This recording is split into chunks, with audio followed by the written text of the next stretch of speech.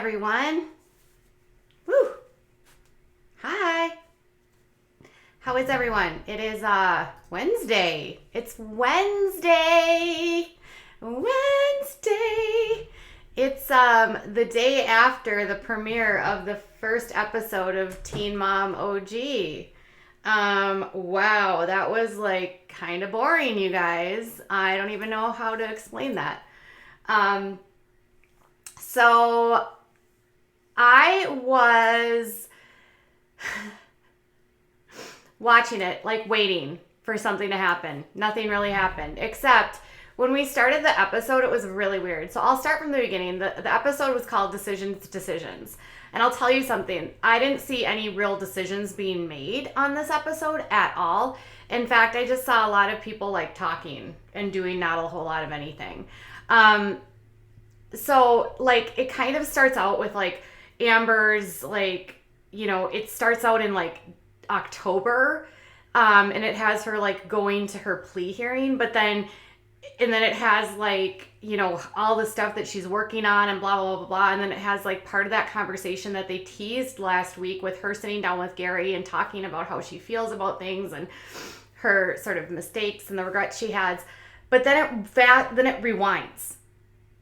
So you get like this clip into October, and then it rewinds all the way back 4 months ago, and it gets the reactions of all of the girls of everything that had happened when they find out about her getting in trouble.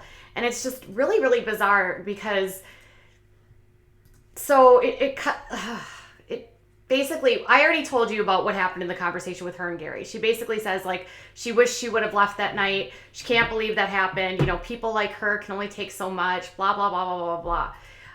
But when they finally go back to the 4 months ago, you know, Maci's talking to her husband, Taylor, and she's just like saying, oh, Amber was in the news today. This stuff happened. I don't know, like, what's going on here. Like, I know she has some issues that are very serious, and I can't imagine. And Maci is literally the only one. I will say this. Maci was the only one to bring up Andrew. Maci said, I can't imagine what it's like for Andrew to be on the other end of that, in reference to Amber. Like, that's what she said. Like, I can't imagine what it would be like for Andrew to be on the other end of that. Catelynn and Tyler, their reaction was, Tyler was like, well, this would be another one of another DV. That's not good. And Kate said, well, obviously I'm worried about my friend. I need to see what my friend is doing. I need to see what's going on with my friend. No discussion again about Andrew. Cheyenne then, she and Corey are talking about what happened. And this is the part that I found kind of the most appalling of the whole entire thing, was that Corey says, it sounds like the giant is trying to keep everything from her, even the kid. The giant. Corey calls Andrew the giant. And Cheyenne says that Amber is not okay. And then they cut to Amber, and then she says, you know, how are you feeling? Like she's sitting in bed crying, and she's so upset. And she's like, Andrew is like nothing I've ever known in my life. He's trying to take everything away from me, everything that I've ever worked for. She was literally sitting on her bed after she had gone away for what happened, and she's blaming Andrew, saying that he's masterminded this whole thing to take everything away from her. You got Cheyenne and Corey defending her. You've got Kate defending her, and Maci's literally the only person that says, I can't imagine what it would be like to be Andrew. So there is your behind the scenes of what the cast was reacting to. Not one of them was talking, according to the way that this was edited, about Andrew and concern for Andrew or concern for James. It was all about Amber.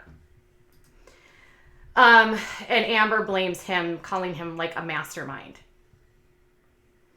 After that whole escapade where they all blame Andrew, we get to Mackenzie and Josh. She talks about how all that stuff that happened last season where, he was at the bar and then those ladies went out to the tabloids and said something happened and she had separated from him and the kids were upset. And her friend encourages her to have a conversation with Josh because she shouldn't leave Josh based on allegations. Instead, she needs to find out the truth. Then we find Mackenzie and Ryan. They are talking about Jagger's birthday party, and Mackenzie has to be the go-between. And so she says that she wants to send an Evite to Maci so that Bentley can come to Jagger's first birthday party.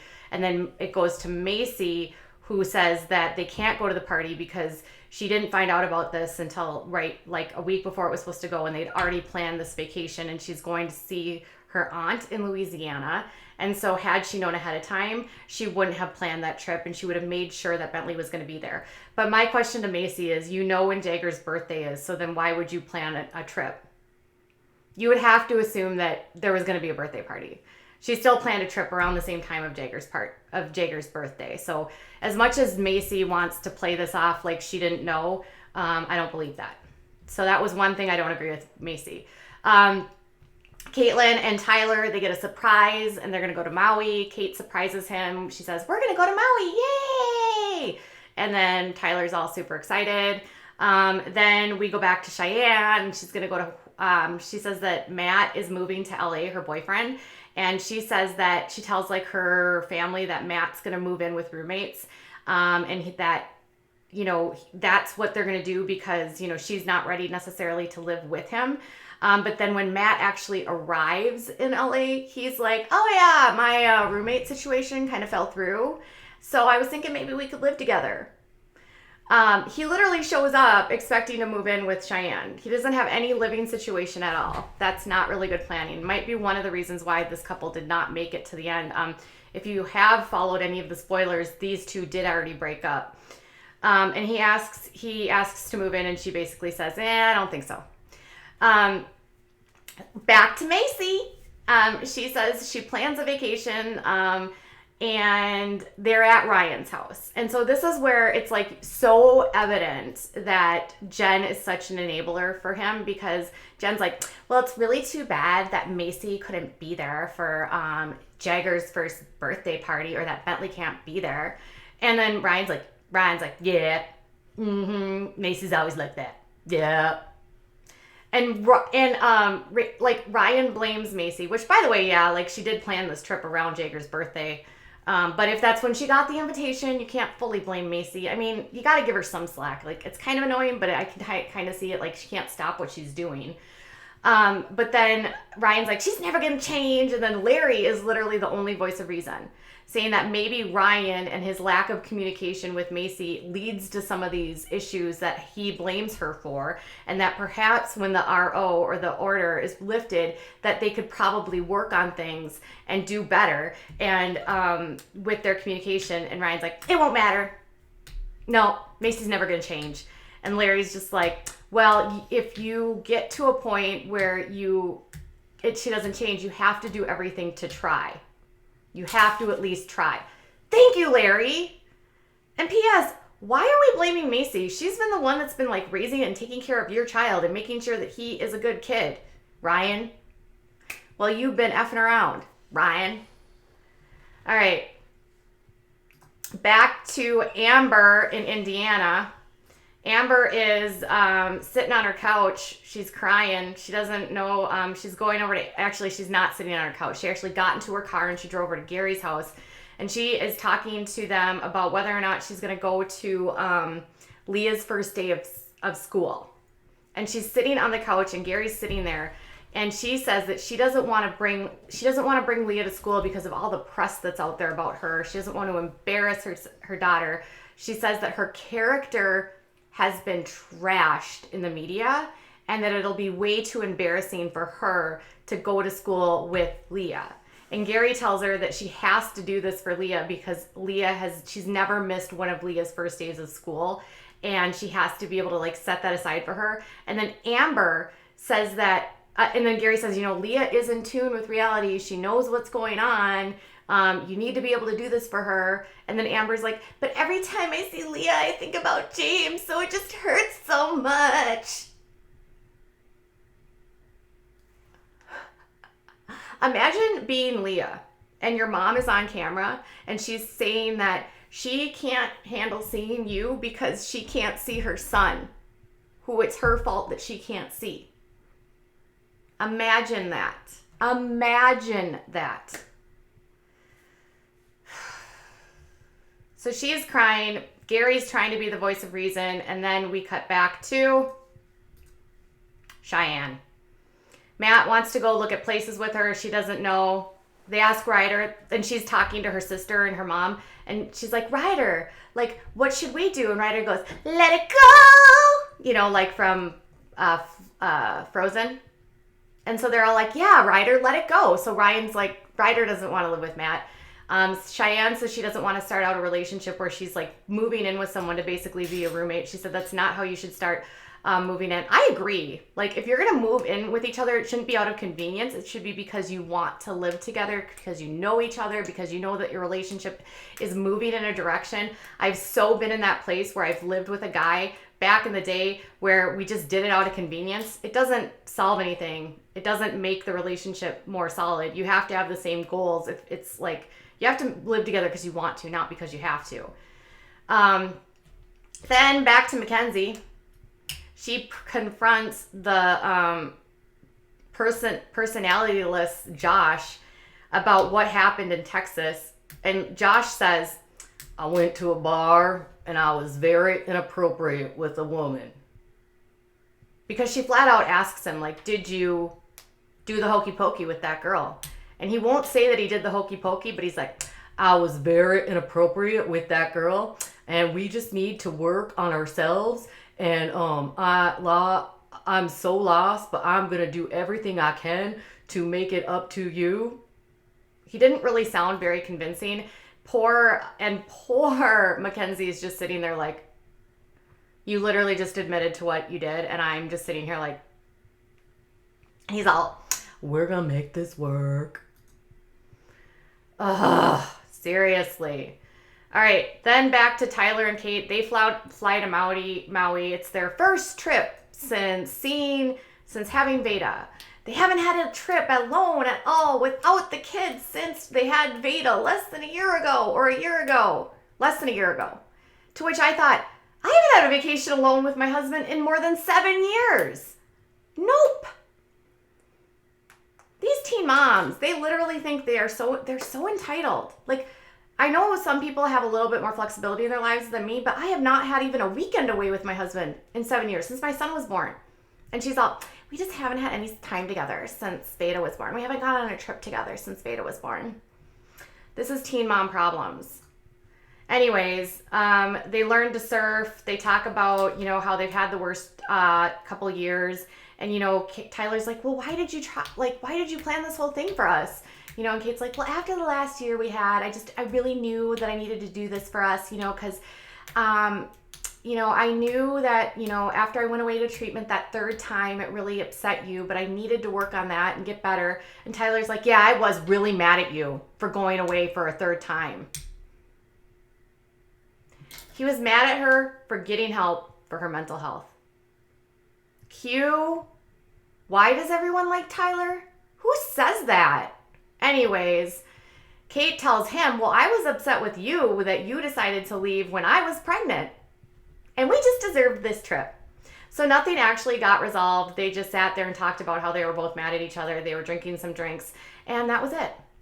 Then Maci goes to Louisiana. They go camping. There's a montage of photos of them fishing and having fun. She sits at a campfire with her friend Katie. Katie, the one that is always like wanting to talk deep and have psychological discussions about Ryan. Yeah, that lady. So she says that everyone needs, they start talking about how are things going. And Maci says, we've all made mistakes, all of us. Everyone needs to acknowledge their mistakes and apologize. And she says that when the order is finally lifted between them and Ryan in May, then they can all talk it out and everyone needs to own up to their part and then they can all move forward. And she says she'll admit to her mistakes as well. We'll see. Then back to Cheyenne. Corey's watching Ryder and Matt and Cheyenne go to look at a place together and Matt's all like, oh, look, it's baby friendly. Oh, look, there's room for her there. And then they get out there and he's all like, so what'd you think? And Cheyenne's just like, I'm just really not interested in living with you. We just really need to build our relationship. But you have a place to stay tonight. And Matt's all like, well, that didn't work. And then they leave. Amber then finally pulls herself off the couch and decides that she's going to make it to Leah's first day of school. And she makes it to Leah's first day of school. And when they get to Gary's house, Leah's wearing this cute shirt that says Vans and it's baggy. And of course, Christina's like, I really just wish we could tie it up just to make it a little cuter. And, they're asking Leah like how she's doing and if she's scared. And Leah says she's scared to go to school. Well, if you think about it, this was in September. There was a lot in the media at that time. They then are driving Leah to school, which I believe was her first day in middle school maybe. And Leah says that she's nervous, but she actually, when they get to the school, they ask Leah like, okay, like, do you want us to walk you in? And Leah's like, nope, I'm good. So it's pretty clear here that Leah is very aware of what's going on and she does not want to be seen with Amber. And so she actually says to them, I'm going to walk in by myself. And then Amber's just like, that was the first time. She's never wanted us to walk her in. She knows. It's so embarrassing. It's always about Amber. It's always about Amber. Amber, if you didn't make these choices, you wouldn't be embarrassing your daughter. Then Amber gets home and she goes back to sitting on her couch. Because that's what Amber does. She literally just sits on that couch. All she does is sit on a couch.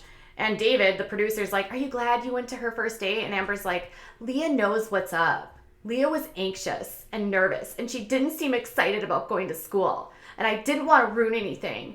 And she says, but I know I have to be strong for her. But I just wanted to cry. And then cue Amber's faux tears again. Like, whenever I hear Amber talk, all I hear is me, me, me, me, me, me, me. Like, she was nervous. Me, me, me, me, me, me, me, me, me. Maybe she was nervous because of you. She never takes responsibility. It's annoying. Okay, and then here's the controversial part of this show, because this is not a part of this episode where it's uncomfortable to talk about it because it's between Mackenzie and Angie, and we already know that Angie has passed away.